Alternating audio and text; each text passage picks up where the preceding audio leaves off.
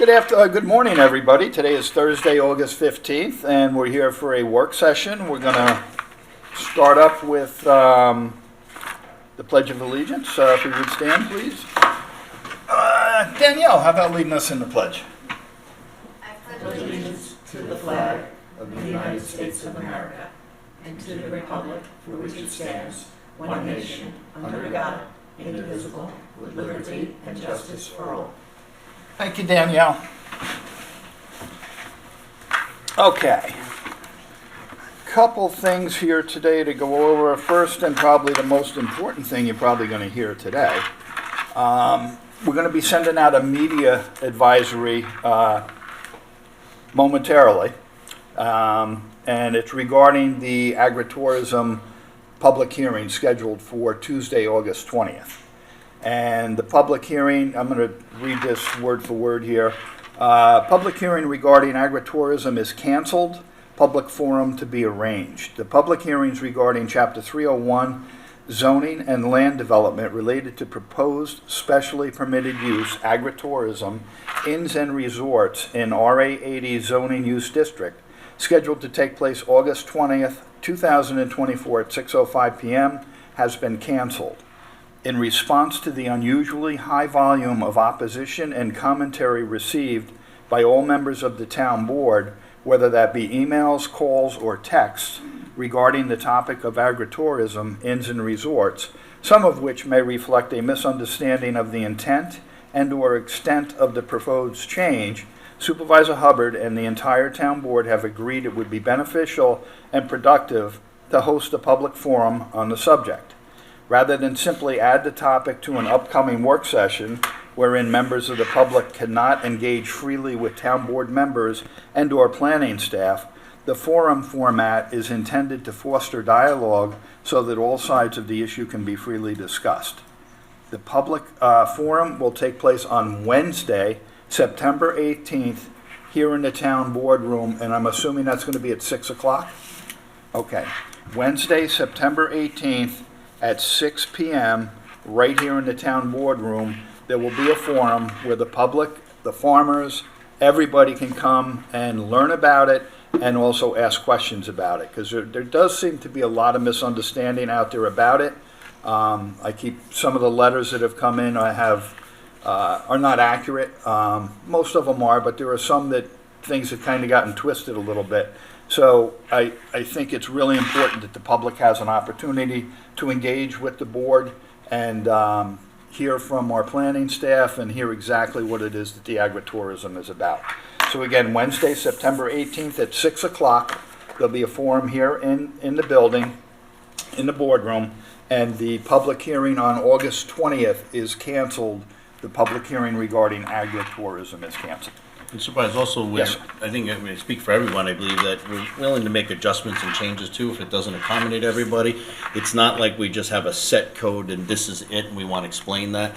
We're willing to make adjustments, take all considerations and all points of view, and if we can come to some type of compromise and something works, we can move forward, and if not, it is what it is. But so we're just letting the public know, like if they have suggestions or items particularly, certainly want to address any concerns by the farming community especially, and so we're willing to make adjustments and changes, and I think we can then consider that, and I think that's why really with the public hearing would then of course have to be rescheduled anytime we rewrite or make any changes to the code. So. And we're also willing to hear from the public and the farmers or anybody who wants to, if you have ideas on preserving the farmland, you have thoughts or ideas how you think it can be done, we want to hear that. This is the purpose of this really was developed to preserve more farmland, and we're looking at all the tools we have in the box to try to preserve as much as we can, but you guys might have ideas out in the private sector that we haven't thought of or haven't discussed, so we want to hear from that, and that'll be a perfect time, Wednesday, September 18th at 6 p.m. Okay, a couple announcements. This Saturday, August 17th, opening ceremonies for Racetrack Not Street, 3:45 p.m. The infamous Mark M.K. will do the national anthem, and there will be a driver's meeting immediately after the national anthem, and then they will start racing. So weather looks good. Come on down. Joanne, you want to have a little chat about? Sure. So this weekend is the Polish Town Fair and Festival. The Polish Hall and the Polish Civic have come together to bring back the fair like it used to be many, many years ago. I'm so happy that we were able to put this together. So this will be Saturday and Sunday from 10 a.m. to 6 p.m. And it's all down Pulaski Street, and the Polish Hall will have bands going on both days, and the Polish Civic has bands and I believe a DJ. So it's going to be a great day. So we hope everybody can come out, and we hope that the weather holds out. So get your Polish on and come on out. Thank you, Supervisor. Might one be able to get a kielbasa sandwich at this event? On Sunday, I'll actually be working at Kielbasa booth. So Nice, come see me. nice, excellent. Very good. Yeah, come on down. That's a great time. It kind of lost track a little bit with COVID, and they got things back together, and it's expected to be as big and glorious as it has been in years past. So come on down. Special board meeting next Wednesday, August 21st, 6 p.m. for the purposes of consideration of adopting the comp plan update and issuing a finding statement. Okay, so that'll be next Wednesday, August 21st at 6 o'clock, right here in the boardroom. I think that's it for announcements. So let's get started on our agenda here for the work session. First up, we have code enforcement matters surrounding monthly report. Senior Investigator Downs, come on up. Good morning, everybody. Good Morning, morning. Okay. Complaint investigations. Code enforcement opened up 55 new complaint investigations for the month of July. We did 4 overcrowded houses, 6 residential no building permits, and 6 complaints for vehicles and parking. I've listed all the others on your reports. Chipping away at all the bad things that are going on out there. Yes. Yes, excellent. We have approximately 98 cases still under investigation since January 1st. We've issued 85 summonses for the month of July. Such ticketable infractions are no rental permits, no building permits, no certificate of occupancy, noise, animals, dogs, parking on non-driveway areas, commercial litter, residential litter, weeds, rubbish, of course, this is the big month. Approved site plan, unsafe buildings and structures, overcrowded houses. Stop work orders, those are people that are violating stop work orders. Swimming pools without the proper fencing, unlawful signs, accessory buildings and structures, there was setbacks, and some property maintenance code violations in New York State. Moving on to the rentals, we have inspected approximately 131 residential type structures and 75 apartment units for the month of July. We've collected approximately $36,425 in rental fees for the month of July. Totaling revenue from January to July, there's a typo there, I'm sorry. It's $188,825 in rental revenues. Very nice. Yep. Very nice. Continue to plug away. Absolutely. Your caseload is incredible. And hitting all these things that we've been talking about for years now that finally, even the parking on the lawns, now we finally have the code we can work with, so. Yep. Yes, All we good do. stuff. Yep. All good stuff. And I think you're proving our conversation from a year and a half ago about in terms of expanding your department and doing, you rental permits, annually, as opposed to biannually, right? Yep. And so that takes, more officers to complete that task, but you're also bringing in more revenue. Correct. And so you're Yes. proving to us your initial thoughts like a year and a half ago when we sat down and said, this is the right approach and it's working. Yeah. Thank you for that. Yes. Mr. Yep. Downs, I just want to ask, how is Sure. everything going with the illegal Airbnbs? I figured the We're- summer months, this is their time to. Yeah, we're still pursuing them regularly. We do follow the ads. that are being posted on the Airbnb websites. Which is outrageous, right? It's such a blatant in your face. There's so many of them, yeah. But most of them do have rental permit applications, so we're in the process of reviewing those ads and revoking their rental permits. Okay, great. Thank you. Well, thank you, sir. All right. Appreciate it. Thank you. Next up, we have the Riverhead Town Clerk, James Wooten, with his monthly report. The follow this guy. Good morning. Good morning. Good morning. Did you all get copies of this? We did. Oh, you did? Yeah. Well, town clerk stayed busy during July. Of course, August started hunting season, so next month's report will be a lot more entailed. But 244 FOIL requests we received. 212 of those Alec Lewis put in, right? Most likely. 33 marriage licenses. I'm just highlighting the big ones. Dog Yeah. licenses. 24 new births in the town of Riverhead during the month of July, which was good. New citizens. And that's basically it. Town board meetings, agendas, a lot of mail requests and stuff like that. So it's just a steady office, what we do. We're currently looking at the IQM2, as we know, with the minute making. I have a meeting today with Brookhaven staff.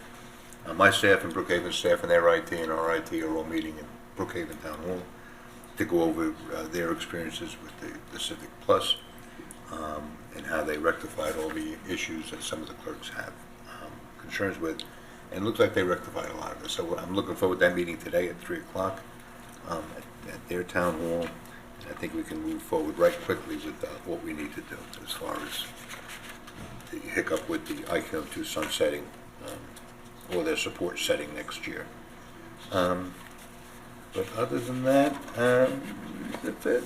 I really got nothing more to report. Correspondence, of course, is out the window. You get copies of all the correspondence, and we got another 33 this morning. A lot of them are Me Too, what I call Me Too letters, where it's just people just change the heading, but it's the same verbiage. So what we do with that is we scan it once and just list everybody's name who sent that. So it just saves paper, saves trees, saves all that. So, but I think a lot of it had to do with agritourism, so I'm glad you had that off at the pass, that you're going to have a special shred on that, because, so we're going to end the public hearing for this Tuesday. Yes. Cancel that, okay, so I can do that, so that makes sense. Absolutely. I have I'm a to little let Bob- concerned let here, Bob though, Carper- have let Jim. Bob Carpenter know. I called him last night. Okay, good. I'm a little concerned here that there were 24 new births and 381 death certificates. Yeah, I know. Is saw that Riverhead too. going to be extinct down the road, or what's going Well, on you here? gotta, most of it's probably the Rothwell Funeral Home, but it's, well, you can order 20 death certificates. Right. You I can know. only I order get one it. birth certificate, but, I get it. and that's just people who pass away at Peconic Bay, and not necessarily Riverhead residents. One really Oh. rich Oh, person okay. that Oh, needs that's- 381 death certificates. Oh, so that's not all Riverhead residents, like you said. That's Yeah. Yeah, they're all Riverhead residents, and Okay. They died in Riverhead. this is all generated from Peconic Bay Medical. Okay. So even the 24 births, sometimes they're from Mattatuck or from other towns. Gotcha. But that's it. Very It's I tell you, it's fun coming to work every day, because we always loaded. It's always something to do. So, and Alex keeps us busy with our requests. We appreciate that. Just me. Well, no, it's not just you. I agree. So All right. That's it. Thank you All very right, much. thanks. I'll let you know how the What's meeting going goes on? today. Have Okay. a great day. All right, next up, we have Justice Court matters surrounding monthly report. Counselor CERU.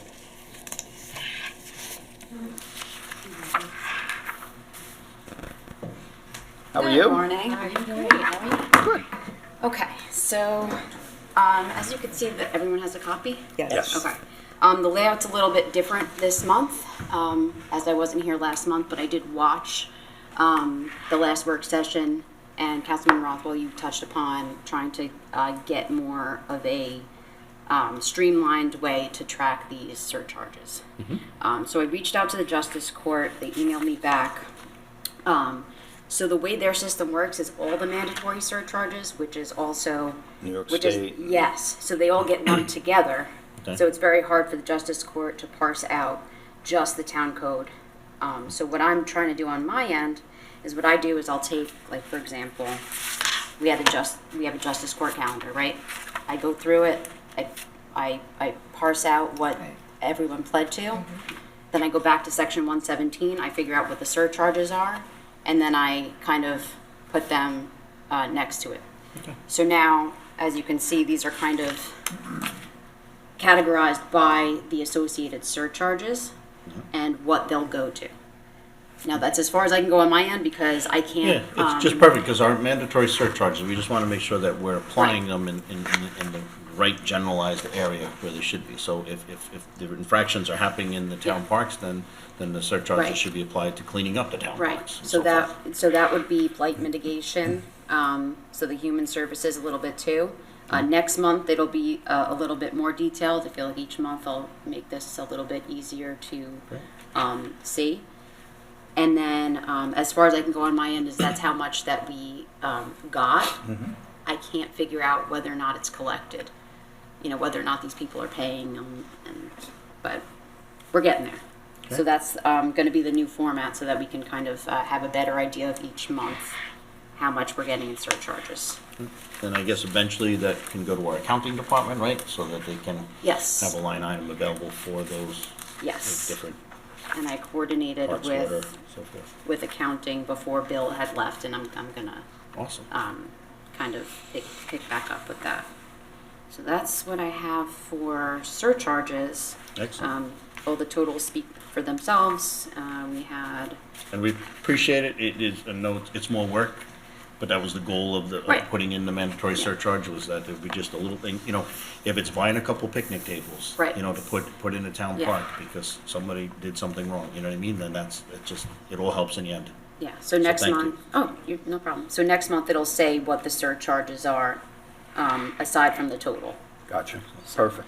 all right? And that's where we're at, like, we've had $16,000 in surcharges, mandatory surcharges, that's That's the Fines and total amount fines. brought in by, for the fines and surcharges. Right, So, like if you parse out the blight mitigation, the surcharges collected for last month, was 1,125 out of the 12,000. Right. Not everything carries a surcharge, but we get what we can. Right. So Thank you. that's what I got for this month. If it sits there for a year or two, it'll accumulate. Right. It'll be something. Right, and I'll keep a running tab. Thank you So- very much. Yep, Good-dope. that's all I have, but I think Thank you. no problem. Great work. Thanks. I think I'm on for the next one, so I'll just, all Sounds good. Stay Next seated. matter up. right. Matter surrounding change to Riverhead Town Code 289-6, reference turns, right turn prohibited. So if everyone has just a Google Maps. So last month, we received a letter from the County of Suffolk asking us to reflect, so this sign's already up, the no right turns northbound from Cromer Avenue onto County Road 58. So County Road, the county owns that road, they put the no right turn sign. I went back in Google Maps images trying to see how long ago this sign was put up. Looks like sometime before 2015. So they just had asked us to reflect it in our code so that everything is kind of all on the same page. So it would be a very simple addition to 289-6 turns. It already has a list of locations that are prohibited to make a right turn. I just stuck Cromer Avenue in there alphabetically, and that would really be the only change. Most of the other ones are all around schools, Yes. for the most part. Yeah, that's true. So we were encouraged by the County of Suffolk to just reflect it in our code so everything is on the same page. And if anyone were against that, the only recourse we would have is to ask Department of Public Works to do a traffic study. And then they could revisit whether or not that sign should or shouldn't be there. Okay. So that's what I have for that. Sounds good. Good. Thank you. All right.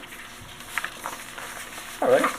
Next up, we have matters surrounding the addition of Code 263-5.2, regulations and other specifications regarding rental properties. And that will be with Danielle Hurley and Rich Downs. And this was worked on with Councilman Kern also, who is not here today. Yes. Good morning. Good morning. Good morning. Okay, I put together a little preamble here just to let the board know exactly where, the mindset was in the adoption, in the draft of this revision. So more frequently now than ever before, our code inspectors are recognizing some serious over-occupancy and blighted exterior parking conditions that are arising from our rental properties. We're also more commonly seeing situations on rental properties where landlords are attempting to add as many bedrooms as possible into their prospective rental units. More bedrooms equals higher rents. And more dangerous conditions. Right. Yes. The building department is seeing an increase in applications for buildings that are 1, 2, and multifamily houses, where the goal is to increase the bedroom counts. They are seeing this trend on all and floor levels, including the third-story attic spaces and the basements. This is being done without taking into account that the building, or the property for that matter, may be of inadequate size to handle more occupants. Permitting these types of alterations will essentially create substandard parking and exterior blighting conditions throughout the surrounding neighborhoods. Some of our other East End towns have strict policies with regard to basements, third-story occupancies, and parking, which also prompted us to look into further regulations with respect to our rental code.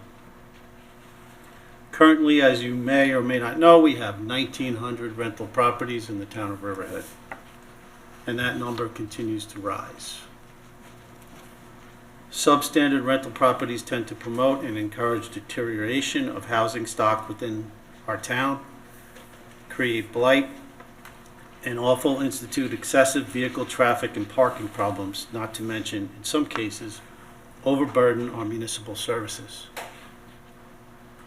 It was our goal in drafting this revision to curb the proliferation of certain conditions that encompass those rental properties which may be operating in such a manner to cause over-occupancy, blight, and substandard parking conditions.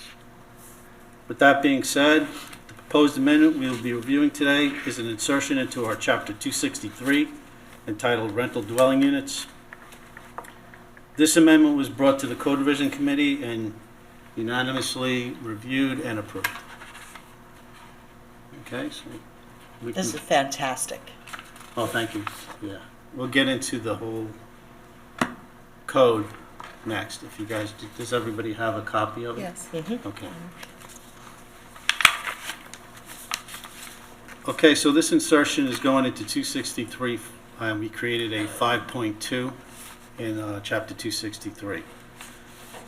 The Section A, for sake of you reading the entirety of it, I'll just kind of give you an outline. All right, so subsection A just mirrors the New York State Property Maintenance Code as it pertains to occupancy standards in dwelling units. It provides us with the capability within our town code to enforce over-occupancy as opposed to solely relying on the state property maintenance code. Section 2 prohibits the altering of any common room, garage, or any space that's not a bedroom lawfully in a rental unit without the proper approvals. Okay. Section B outlines the intended use of the dwelling unit shall only be in conformance with the town's pre-existing definition of family or functional equivalent. Riverhead's definition of family is constitutional permissible standards set forth in the guidelines of the state of New York. C sets forth the limits of the number of bedrooms with any basement of a single-family rental, which, if present, by the way, must also meet the state building and fire code standards. This section is an effort to reduce the overcrowding and substandard off-street parking conditions that arise from rental properties. Section D prohibits habitable bedrooms within any two multifamily rental and within any apartment house, garden apartment, condominium, or townhouse, as those terms are defined in the Riverhead Town Code. Yes. Yep. So no bedrooms in the basements of any two-family, multifamily, apartment, condominium, or townhouse. The adding of additional bedrooms in the basement to these types of structures not only could potentially adversely overcrowd a property, it could also violate any pre-existing site plan approvals and substantially change the need for more parking areas. Okay, moving on to E. Section E prohibits the use of any third-story attic space as habitable space or bedrooms within any one, two, or multifamily rental dwelling.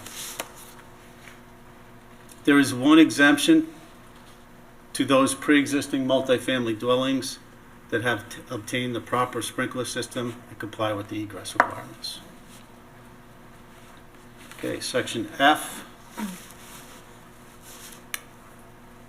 This subsection sets forth new requirements for driveways on rental properties. It further defines a driveway and the acceptable materials for driveways on rental properties, and it is in line with the standards set forth in our accessory apartment code already. So in other words, we're transferring that language into our rental property code. Section 1 mirrors the requirements set forth for our off-street parking in our zoning ordinance. Driveways on rental properties shall be able to accommodate vehicles calculated by the number of bedrooms within the structure.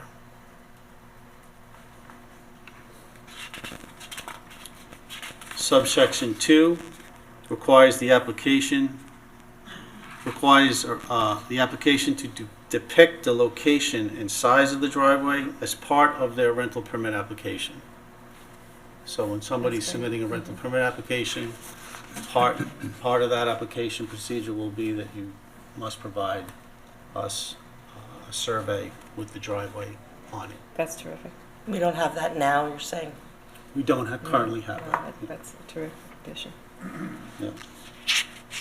I think I hope in the future we had a discussion about that eventually a code enforcement officer on scene will be able to call back to this office here and maybe bring up that application and literally by phone or something text so that when you're standing in the driveway you can see was this written as a 8-foot drive wide or 25-foot wide, whatever it may be. You know and exactly they can what it compare. is. So Yeah.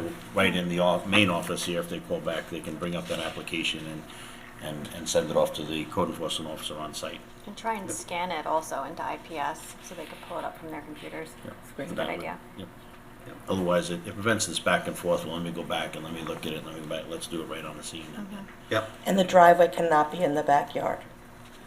We'll get into that. We do have exceptions for driveways because a lot of people's driveways do extend from the front yard to the side yard to the rear yard. So Okay. that's allowable, but Could be a There are garage some- on the back part of the property where the Correct. driveway's gonna go right. correct. A boat, a camper, something in the back is Yeah. typically, Yeah, it's allowable. Okay. There are Section, regulations though, there are some coming in a regulations, few. Okay. yeah. Stay tuned. Okay. Section 3 prohibits the use of compacted dirt or soil as the intended driveway on rental properties. Okay. just a worn lawn. Just basically, Nowhere, no. yes, it's just a worn lawn. No parking Yeah, on the lawn. yeah. So we take care of that, okay? Section 5 prohibits the parking of vehicles in the rear yard unless on an acceptable driveway, okay? What's the definition of an acceptable Yeah. driveway?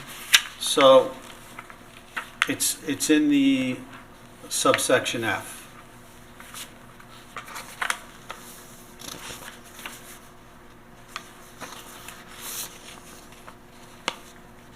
Understood. Okay. In proceeding on, we also subsection 6 sets forth the limitations for the width for driveways situated in the rear yard, which gets back to what Councilwoman Waski was asking. With the exception for properties that have sufficient lot coverage for pervious and impervious surfaces, or in cases of pre-existing driveways with the appropriate lot coverage. So you're gonna have those scenarios where, you're gonna have a pre-existing driveway that exceeds the 25-foot limit that was pre-existing and has the sufficient lot coverage for that type of pervious or impervious surface. So there's has to be an exception for that. And if they have those, they have to be approved in writing by a code enforcement officer, right? Correct, yes. Section 6 prohibits the parking of vehicles on any part of the property except for the approved driveway. So when we have a plan, we know where the driveway is. You're not supposed to be parking any vehicles anywhere else except for the approved driveway. It makes it pretty clear. Section 7 limits the number of commercial vehicles that can park to not more than 2 and defines commercial vehicles.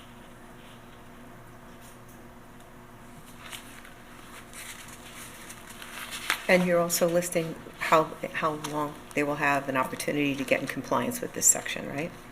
Yes, there's a 1-year compliance from the adoption of the code. And the failure to comply with this section, right? Yes. Revocation Yeah. or suspension of your rental occupancy permit or rental occupancy registration. Yes, Terrific. that's correct. Yep.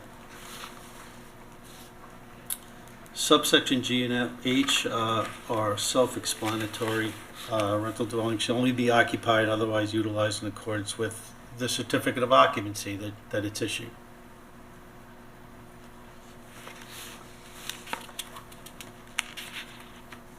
Section I prohibits the placement of a dumpster upon any 1, 2, or multifamily residence. Those are just those types of structures. So we do have dumpsters that have approved site plans that are at apartments, apartment houses. That's not going to affect this, okay? Not to go off topic, but when you have somebody who's renting, a multifamily, is there ability to collect more, like for sanitation, that they would pay a higher sanitation tax than others because they would be in a double house generating more sanitation? So you see those houses when there's 8 or 10, is that something that, I know when we were discussing it in code, I was just thinking about it, like, I think those renters should pay more sanitation if they're having.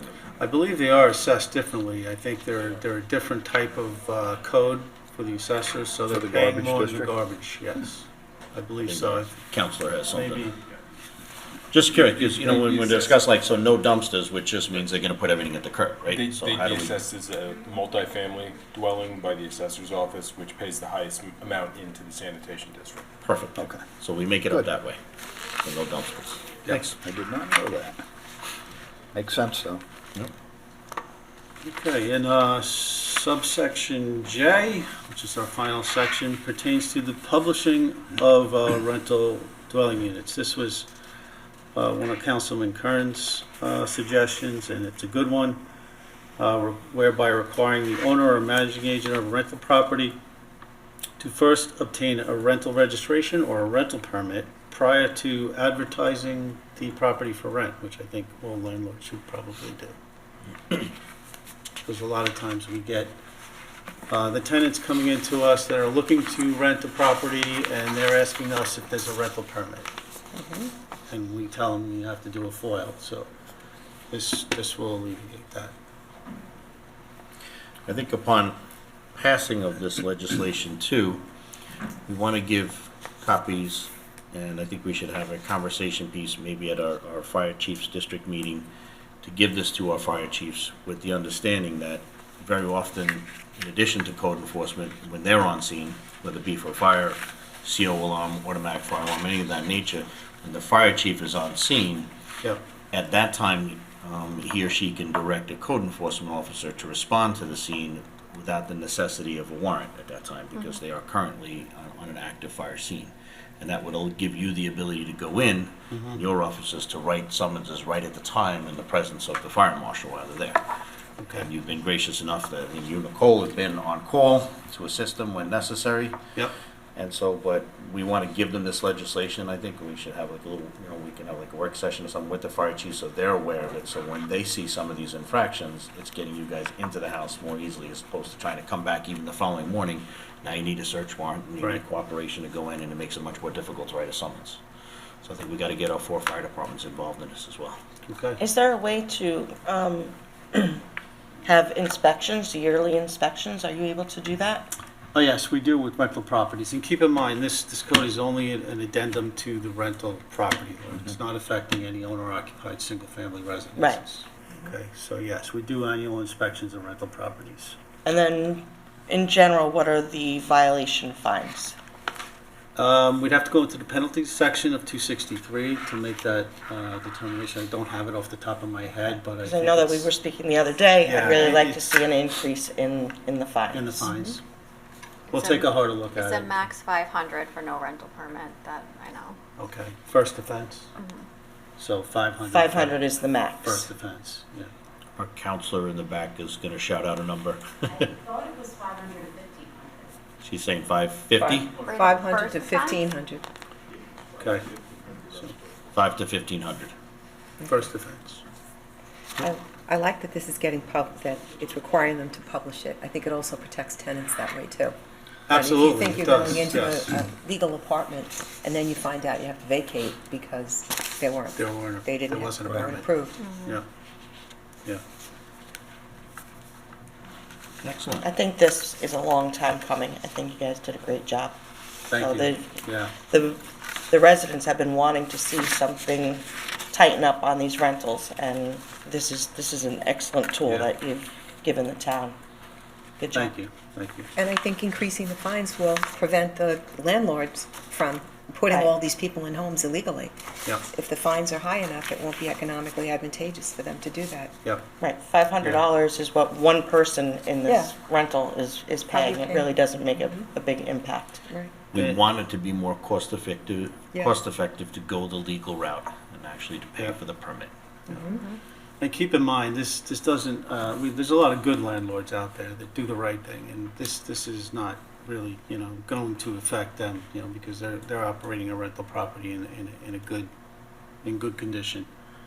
So, with that being said, this is really, regulations that are going to more so upset that landlord that is not operating, he's operating the properties with substandard conditions, so. Right. Excellent. Is it possible to regulate how many of those dishes are on the roof of the house? Well, that's already in our rental code with Is it? regard to proving whether or not a house is an illegal two-family. So we can use that as presumptive evidence to prove that in court. That's one of the elements of presumptive evidence in our rental code. Great. Yeah. You're on it. Good job. Try to be. I think we've been Excellent progressing job. overall the last 2 years. We redid all the rental codes and so forth. We've done fire codes, and you just keep expanding on it. So Yeah. you're catching every loophole. Yeah. Good job. Thank you. I Any appreciate questions? it. I'm available. Okay. After the meeting, anybody has any questions, give me a call. All right? Excellent. Thank you. And thank you, Councilman Kern, for working on this also. I know you had a lot to do with this. Okay. That's it for our open session. We're going to move on to resolutions. And Deputy Supervisor, if you would come up, and Everybody ready? Has their packet? I think we are. Okay, resolution number 1, resolution to amend and correct Resolution 2024-296, sewer capital project number 20016. Authorization to publish and post public hearing to amend Town Code, Chapter 221, to establish Community Preservation Fund Water Quality Improvement and Pollution Prevention Committee. That's resolution number 2.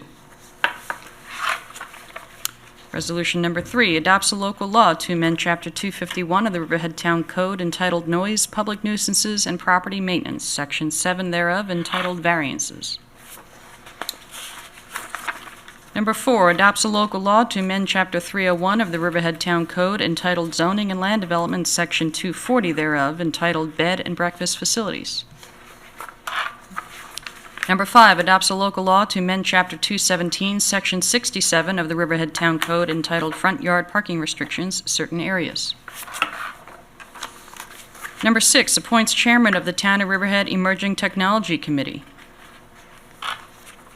Number 7 appoints an automotive equipment operator. Number 8 appoints a cook to the Senior Citizen Department. Number 9 appoints a call-in cook to the Senior Citizen Department. Number 10 appoints call-in park attendants, plural, to the Recreation Department. Number 11 appoints call-in recreation aides to the Recreation Department. Number 12 authorizes license agreement with Riverhead Volunteer Ambulance Corps for the use of Riverhead Town Hall basement for EMT course instruction 2024 through 2025. Get a hold of Riverhead Volunteer Ambulance if you're interested in becoming an EMT, because they're going to be having classes here, right downstairs in this building, where you can get certified as an EMT. Yep. So I know they're always looking for people. And Absolutely. Yeah. same with Wading River. I mean, everybody and our firemen, they're all looking for people. So give it some consideration, folks. And Resolution 13 ratifies the appointment of probationary police officers to the Police Department. Number 14 ratifies amendment to Resolution 2024-695 promoting Andrew Smith to Chief Fire Marshal. Well deserved there. He does a fantastic Yes, job. he does. Number 15 accepts the retirement of Police Captain. Number 16 authorizes purchase of dump truck for Highway Department. Must be one big dump truck. Look how thick this is. A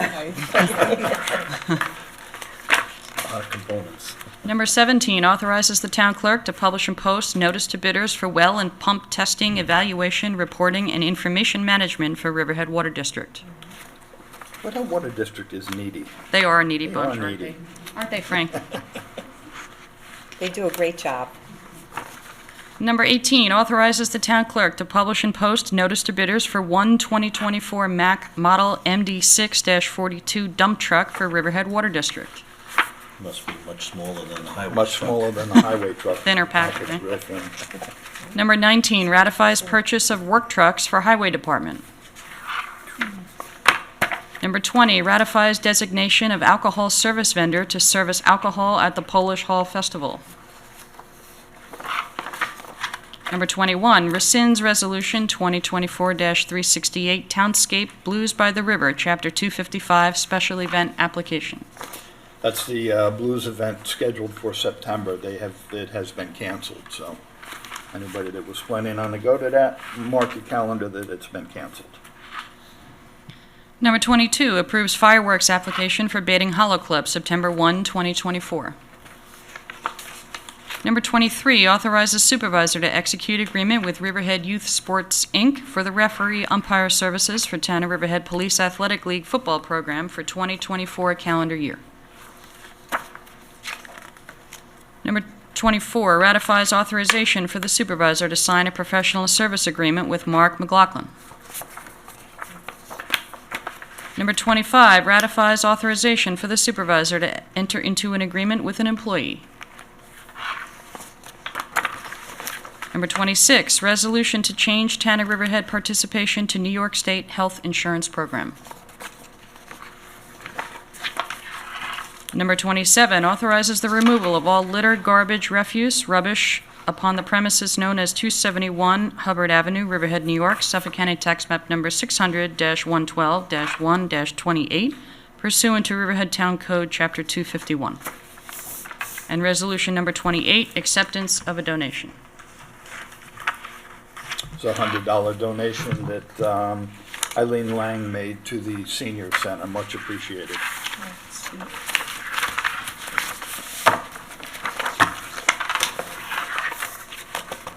Okay, that concludes our open session today. In a moment, we will close the open session and retire into executive session to discuss personnel matters, matters surrounding the change in status of an employee with Chief Frost. We have matters surrounding possible leave of absence of an employee with Highway Department Superintendent ZALESKI. We have legal matters, matters surrounding potential litigation among municipalities with Howard. Contractual, we have matters surrounding possible intermunicipal agreement with the Town of Brookhaven. That will be with ROTHWELL and Howard. And we have matters surrounding possible sale of real property with Dawn Thomas. So I would like to make a motion to close open session and go into executive session. Motion. Seconded. All in favor? Aye. All opposed? Work session is closed. Open session. We will now retire to executive session. Thank you.